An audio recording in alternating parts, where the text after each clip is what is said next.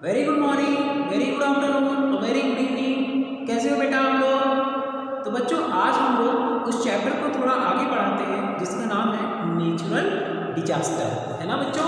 Natural disaster ये हम लोग अपना चैप्टर पढ़ रहे थे, नेचुरल डिजास्टर। नेचुरल डिजास्टर यानी जिसका नाम है बच्चों प्राकृतिक आपदाएं। क्या नाम है बच्चों? प्राकृतिक आपदाएं हैं। और ये पेज नंबर बच्चों आप लोगों का है, पेज नंबर आप लोगों का है 99 और 100 पर। और आप लोगों का ये जो चैप्टर है ये चैप्टर 16 है ना बच्चों? चैप्टर 16 है नेचुरल डिजास्टर्स यानी प्राकृतिक आपदाएं। तो बच्चों प्राकृतिक आपदाएं वो होती हैं जो हमारे प्रकृति के द्वारा लाई जाती हैं। और इन प्राकृतिक आपदाओं में बच्चों हम लोगों ने देखा कि वॉल्केनो क्या होता है, ज्वालामुखी होती है। अर्थक्वेक क्या होता है बच्चों? ये भूकंप होता है। ये दोनों चीज़ें होती क्या हैं आप लोगों को थोड़ा सा हम बता देते हैं। इसको अगर ज़्यादा समझना होगा तो आप लोग पिछले वाले वीडियो को देख सकते हो। वॉल्केनो बच्चों होता क्या है? वॉल्केनो को हम लोग सेफ्टी वॉल भी कह सकते हैं। सेफ्टी वॉल आप लोग मतलब ये सोचिए कि हमारी जो धरती है पृथ्वी, उसके अंदर जो रॉक्स होती हैं, जो चट्टानें होती हैं, वो मोल्टेन फॉर्म में होती हैं, पिघली हुई अवस्था में होती हैं। और जब बच्चों बहुत ज़्यादा टेम्परेचर हो जाता है, बहुत ज़्यादा प्रेशर हो जाता है, तो ये ऊपर आने की कोशिश करती हैं। और जहाँ पर दरारें होती हैं, दरारें यानी क्रैक्स होती हैं, वहीं से ये जो गैसें होती हैं वो फट करके बाहर आ जाती हैं। तो इसी को क्या कहते हैं? ज्वालामुखी कहते हैं। ज्वालामुखी बच्चों जब भी फटता है तो उससे बहुत ज़्यादा जो है लावा निकलता है और बहुत ज़्यादा गैस निकलती है और राख निकलती है। अर्थक्वेक क्या होता है बच्चों? इसको भूकंप कहा जाता है। और भूकंप होता क्या है? That is the sudden tremors under the earth surface, या फिर ये कह सकते हैं vibrations produced on the earth surface. आप लोग देखे होंगे बच्चों कि जो पृथ्वी है हमारी, उसके अंदर, उसके नीचे आप लोग देखोगे तो कई सारी प्लेट्स होती हैं, कई सारी प्लेट्स होती हैं जो फ्लोट करती रहती हैं, तैरती रहती हैं। और जब ये प्लेटें आपस में टकराती हैं तो बहुत ज़्यादा वाइब्रेशन प्रोड्यूस होता है जो भूकंप का रूप ले लेता है। तो बच्चों जब कहीं भी अर्थक्वेक आता है तो बहुत ज़्यादा नुकसान होता है, बिल्डिंगों को नुकसान होता है, लाइफ्स को नुकसान होता है, यानी इंसानों की डेथ भी होती है। तो हम लोग इतना ये जानते हैं बच्चों कि जो नेचुरल डिजास्टर होते हैं इनको न तो हम रोक सकते हैं ना तो आप रोक सकते हो। हाँ, इनसे होने वाले नुकसान को ज़रूर कम किया जा सकता है। अब बेटा हम लोग आगे ये देखेंगे कि ये जो अर्थक्वेक होता है इसको मेज़र कैसे करते हैं। मेज़र से सेंस ये कि कैसे इसको नापा जाता है। तो बच्चों अर्थक्वेक को मेज़र करने के लिए एक स्केल होता है, रिक्टर स्केल। क्या होता है? रिक्टर स्केल, है ना? रिक्टर स्केल पर बेटा अर्थक्वेक को मेज़र करते हैं। और इसको मेज़र करने के लिए बच्चों एक इंस्ट्रूमेंट होता है जिसे हम लोग सिस्मोग्राफ कहते हैं। क्या कहते हैं? सिस्मोग्राफ। सिस्मोग्राफ, ठीक है बच्चों? सिस्मोग्राफ की सहायता से हम लोग अर्थक्वेक की इंटेंसिटी को मेज़र करते हैं। अर्थक्वेक की इंटेंसिटी को मेज़र किया जाता है। आगे बच्चों देखो, effect of an earthquake, effect of an earthquake यानी एक भूकंप का क्या प्रभाव पड़ता है। Earthquake of high intensity always cause huge destruction, है ना? Earthquakes of high intensity always cause huge destruction. जब बेटा बहुत ज़्यादा इंटेंसिटी का अर्थक्वेक आता है तो बहुत ज़्यादा विनाश भी होता है। बिल्डिंग्स कोलैप्स यानी जो बिल्डिंगें होती हैं, जो इमारतें होती हैं, वो गिर जाते हैं। Road and bridges gate damage, जो बेटा सड़क होती है और जो पुल होते हैं उनको भी बहुत ज़्यादा नुकसान होता है। ट्रीज गेट अपरूटेड, और जो पेड़ होते हैं वो जड़ से उखड़ जाती हैं। all of these happened so sudden that people do not even get a chance to run out of their homes। और ये सारी जो घटनाएं होती हैं ना बच्चों, बिल्डिंग कोलैप्स होना, रोड और ब्रिज का डैमेज होना और ट्रीज का अपरूटेड होना, ये सारी घटनाएं इतनी अचानक से होती है कि लोगों को समय ही नहीं मिल पाता है और समय ही नहीं मिल पाता है कि वो अपने घरों से बाहर निकल सके और उनकी डेथ हो जाती है। Due to breaking off electric wires sometimes fire breaks out.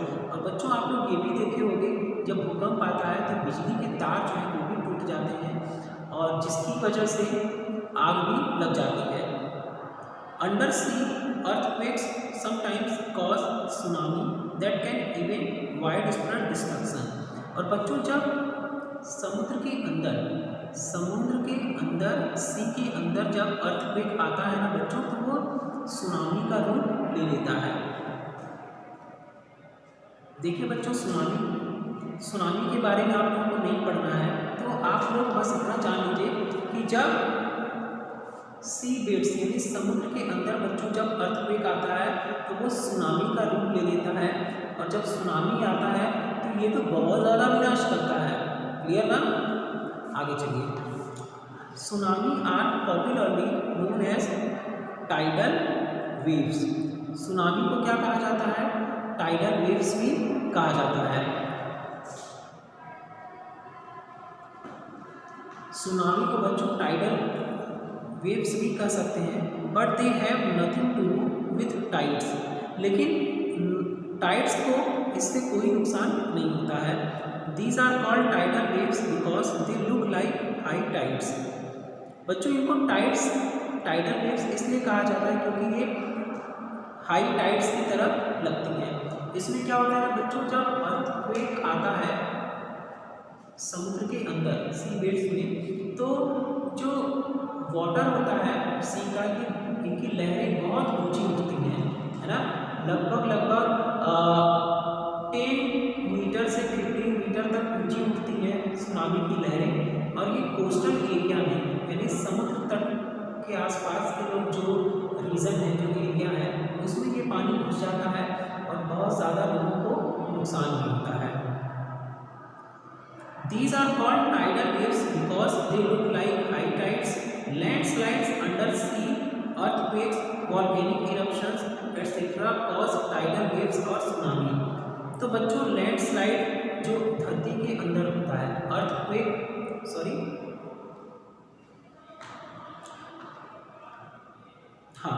तो बच्चों जो सी के अंदर समुद्र के अंदर जो अर्थक्वेक हो रहा है उसकी वजह से लैंडस्लाइड करती हैं, यानी ज़मीनें समुद्र के अंदर खिसकती हैं, है ना।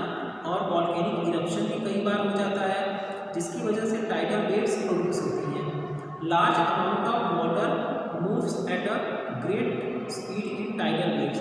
और जो पानी का बहाव होता है ना बच्चों, इसमें बहुत तेज होता है। The speed of water may reach up to 800 kilometre per hour. और इसमें जो बेटा वाटर की जो रफ्तार होती है लगभग 800 किलोमीटर पर आवर तक हो जाती है। When water reaches the land with such a great speed it turns into magnetic waves. और जब बच्चों ये वाटर जो है लैंड पर पहुंचता है तो बहुत तेज़ी से पहुंचता है और बहुत ज़्यादा नुकसान करता है। These waves cause great destruction to life and property। और इसकी वजह से बच्चों बहुत ज़्यादा जान माल का नुकसान होता है। In 2004 the tsunami was caused by an earthquake in the Pacific Ocean। बेटा 2004 में एक सुनामी जो है आया था पैसिफिक ओशियन में।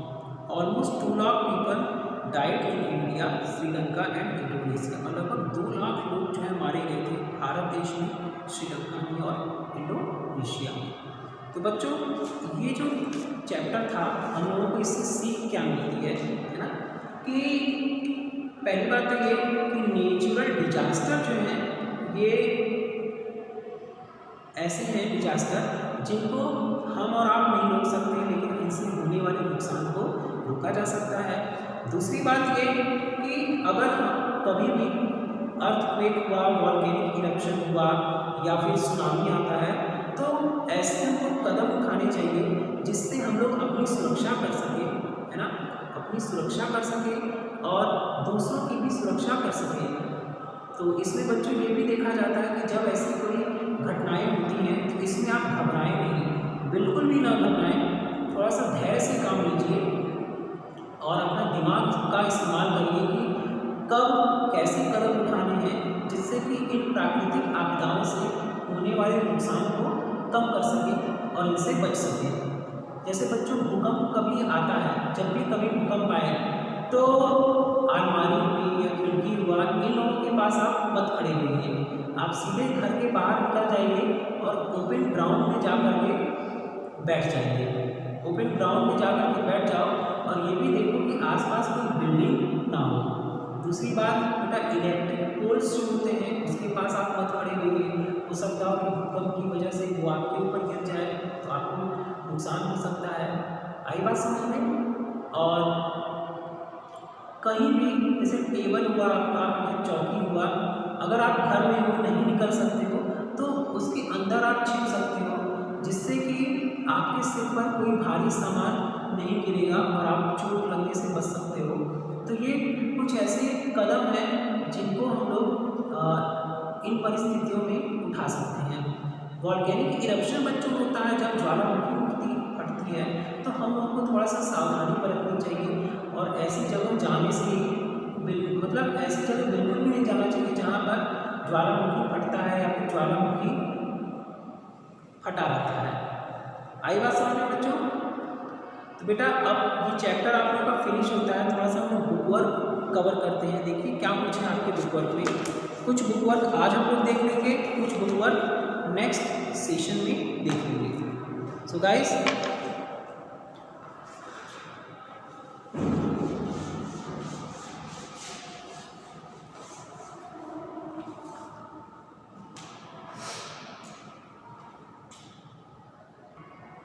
तो बेटा पहला क्वेश्चन है आपका,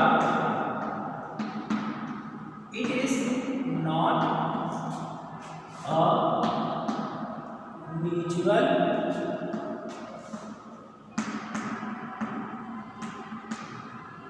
disaster, it is not a natural disaster, earthquake, flood and poverty.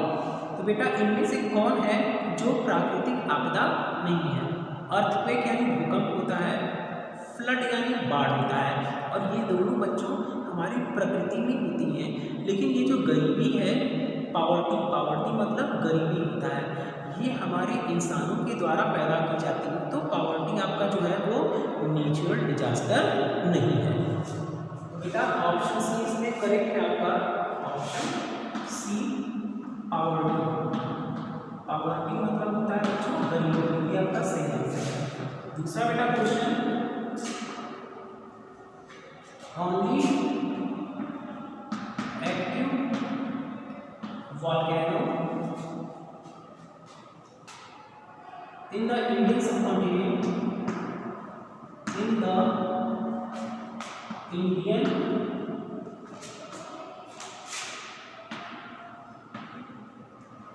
subcontinent is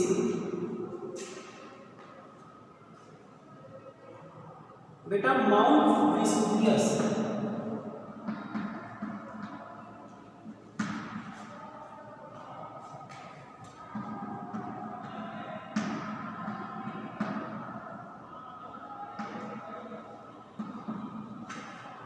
mount Vesuvius यही है बच्चों जो इंडियन सब कॉन्टिनेंट में मौजूद है ना, इंडियन सब कॉन्टिनेंट में मौजूद है आपका। आगे बच्चों देखते हैं, the area on the surface of the earth, the area on the surface of the earth just above the focus, just above the focus, the area on the surface of the earth, यानी धरती के ऊपर का जो area जो focus के just ऊपर होता है, तो बच्चों उसको क्या कहते हैं? एपिसेंटर कहते हैं। क्या कहते हैं बच्चों? एपिसेंटर। और बच्चों जो एपिसेंटर होता है, यहाँ पर अर्थक्वेक की इंटेंसिटी जो है वो मैक्सिमम होती है, सबसे ज़्यादा होती है। तो बेटा सबसे पहला आपका ऑप्शन पावर्टी होगा, ऑप्शन सी। दूसरे वाले में ऑप्शन ए, तीसरे वाले में ऑप्शन ए। ये आपका करेक्ट है। आएगा समझ में बच्चों? तो चलिए इसको हम लोग इरेज करते हैं और आगे बढ़ते हैं।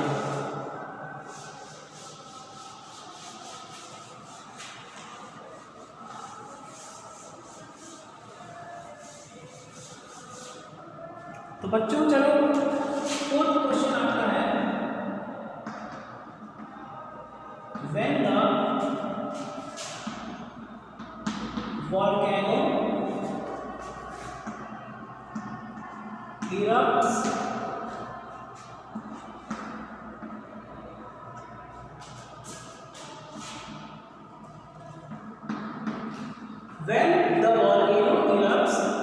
comes out, तो बेटा जब वॉल्केनो फटता है, ज्वालामुखी फटती है, तो क्या चीज बाहर निकलती है?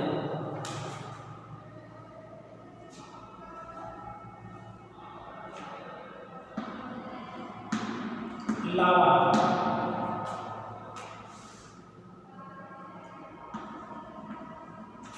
ठीक है, लावा हुआ। अब बेटा आगे चलते हैं।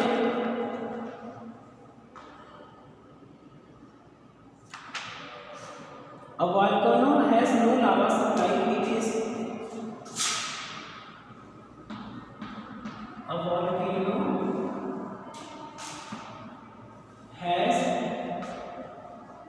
volcano has no lava supply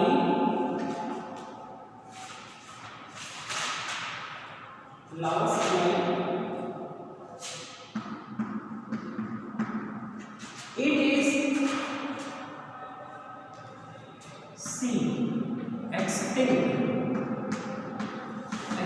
volcano, है ना? Extinct volcano. बच्चों एक ऐसा वॉल्केनो जिसमें लावा बिल्कुल भी नहीं होता, तो उसको क्या कहते हैं? मतलब ये बेटा ऐसी ज्वालामुखी होती है जो अपने जीवन काल में कभी भी नहीं फटी रहती है, लेकिन ये माना जाता है कि भविष्य में भी वो कभी नहीं फटेंगे, है ना? तो ऐसे लोगों को एक्सटिंक्ट वॉल्केनो कहा जाता है, यानी एकदम इनएक्टिव जिसको कह सकते हैं, या फिर जो कोई काम ही नहीं करता है उस तरह का। तो बच्चों इस तरह से आप लोग का ये एक्सरसाइज टाइम में टिक द करेक्ट आंसर ये खत्म होता है। ओके बच्चों,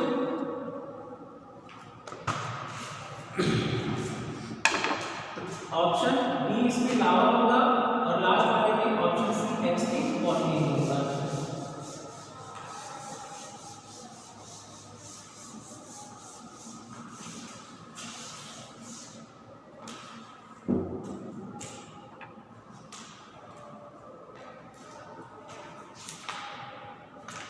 चलिए बच्चों इसी के साथ हम लोग अपना लेक्चर फिनिश करते हैं, और कल हम लोग देखेंगे कि किस तरह से हम लोग इसको फिल इन द ब्लैंक्स देखेंगे और ट्रू फॉल्स देखेंगे। ओके गाइस, तो बेटा तब तक के लिए bye bye, take care and good luck बच्चों। Thank you so much.